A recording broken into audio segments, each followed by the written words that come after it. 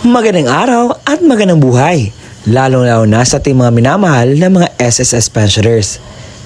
Attention po sa inyo, may mahalagang anunsyo na dapat ninyong malaman na mangyayari sa June 30, 2026. Mga importanteng announcement ay dapat po nitong malaman.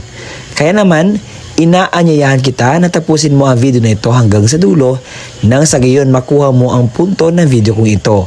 At kung ikaw ay bago pa lang sa aking YouTube channel at gusto mo agad itong content na pinag-usapan ng mga benepisyo ng ating mga senior citizens, ay subscribe na.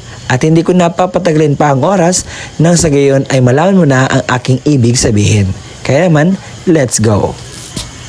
May dapat gawin ang pensioners sa end of the month para po mapatuloy po ang inyo pong pensyon na hindi po siya maaputol o matanggal po sa inyo. Heto po ang dapat nyo gawin, pakinggan. ACOP or the Annual Confirmation of Pensioners Program. So ano ba pa itong ACOP? Ang ACOP po ay reports ng ating mga pensioners sa SSS sa yearly basis para po mapanatili natin ang ating tinatanggap na pensyon sa pwede po nating maging eligible po tayo. So ito po ay according sa Republic Act number 11199 or the Social Security Act of 2018. So ang mga taong ito ang dapat pong magpahakop. A. Mga retirement pensioners residing in the Philippines na may edad 8 years old and above. So nagsisimula po ito noong March 2024. Pangalawa, yung mga retirement pensioners na nag-reside na sa abroad.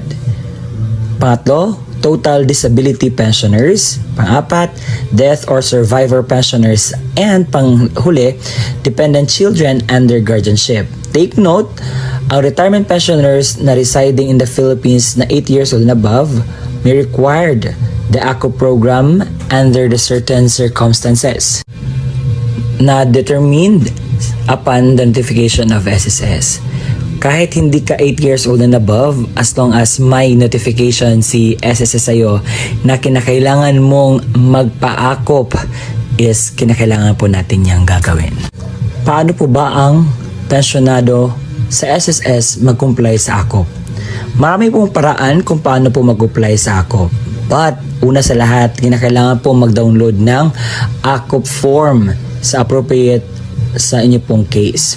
So, ang ACOP form po ay mada-download lamang po yan sa online. At may QR po sa SSS page dahil nag-upload sila every month na may announcement sila na kinakailangan po magpa-ACOP. So, una, ang Annual Confirmation of Pensioners for Retirement or Permanent Disability Pensioners. Annual Confirmation of Pensioners for Surviving Legal Spouse Pensioner. Annual Confirmation of Pensioners for Representative Payee of Dependent Minor Incapacitated Child. Please take note na mag-refer po tayo sa Circular 2023-013 dated 21 December 2023 for the revised guidelines on the ACOP program.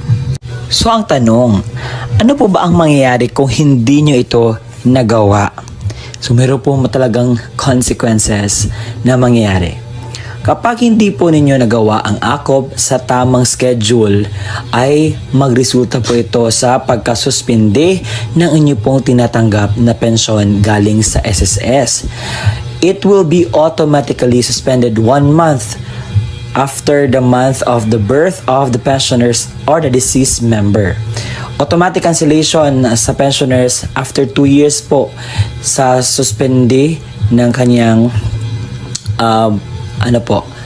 pagpa-ACOP. Kinakailangan po talagang magpa-ACOP dahil ang purpose po ng ACOP is inaalam ko ang SSS pensioners is still alive or still eligible to get a pension galing po sa SSS. Dahil naibalita po noong nakaraang Disyembre na mayroon pong mga patay na mga SSS pensioners na nakatanggap pa rin ng pensyon. Kaya naman, ina-update po ang data ng SSS at kinakailangan po nating magpa-akop. Yun lamang po mga qualified na magpa-akop, okay? Yung mga ninonotify ni SSS at yung mga 8 years old and above. Kung ang pensioner ay nasuspindi na ang kanyang pensyon, paano nga ba po ba dapat gawin para po maibalik ang kanyang pensyon? So, ang dapat pong gawin para maibalik po ang inyong pensyon is kinakailangan pong mag-comply. Resumption of pension shall be within 2 months kapag makomply mo na ang inyong pong pensyon. What I mean, ang inyong pong akop. Kinakailangan ang recalled pension. Yung mga hindi mo natanggap na pension ay kinakailangan po yung maibigay kapag tapos ka na pong mag-comply lahat para sa inyong pong akop.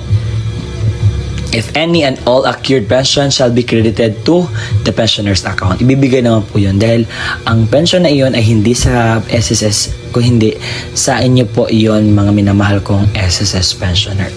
Nasanay mas klaro po sa atin ang ating pong napakinggan na balita na mangyari po sa June 30, 2026. Maraming salamat sa panonood.